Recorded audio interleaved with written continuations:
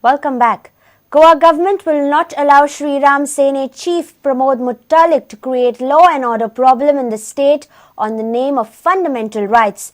In an affidavit filed before the High Court, Goa government has stated that Goa police and CID have assessed that visit of Mutalik will harm communal harmony.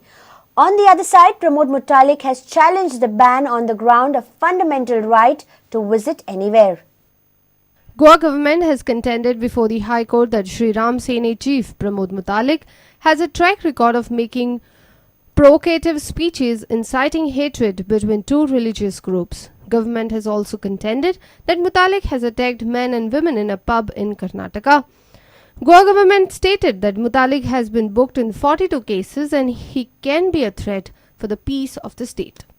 Opposing Mutalik's plea to allow him to visit Goa on ground of fundamental rights, Goa government contended that it cannot allow him to create law and order problem in state on the name of fundamental rights. Government has also cited internal reports of SPs of both North and South Goa and CID that his visit in the state can hamper social and communal harmony. Allowing Mutalik's counsel to file reply on government's affidavit, the High Court has adjourned hearing after summer vacation. Reporter Mukesh Kumar for Prudent. Coaches attached to Sports Authority of Goa and Sports Department will now be under the scanner as Director of Sports V M Prabhudesai begins the task of comprehensive evaluation. In the run-up to next year's national games, the government wants coaches to improve their output and boost the standard of sport in the state. As such, a special committee led by Prabhudesai will take up the task of grading the coaches based on their performance. The non-performing coaches can be declared as redundant, says Prabhudesai. How do you go about evaluation in performance of coaches when there are not many medals coming to Goa at the national level? In fact, I have already devised the various components and parameters on which the performance of the coaches as well as the employees would be gauged. And I'm busy preparing the template which will go to the employees and the coaches. But as you have correctly said, winning medal will not be the sole criteria. Medals may come in about half a dozen or a dozen sports, but we have over 45 sports being nurtured in the state of Goa. So winning medal is certainly not the criteria. The involvement, the indulgence of the coach in his or her activities, the in-depth knowledge that is carried by the coach, the methodology applied by the coach in training, coaching, the type of conditioning the coaches would indulge the trainees into, all these aspects would be considered. It's going to be a very, very comprehensive evaluation. The whole exercise is being done to rule out the general criticism that is being done.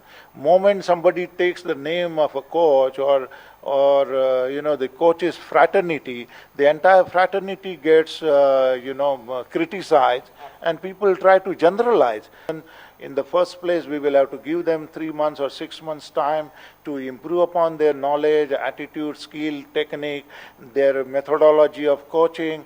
And if they still don't improve or don't undergo the required and the desired training, then the Sports Authority of Goa, the government will have to think about, declaring them as redundant.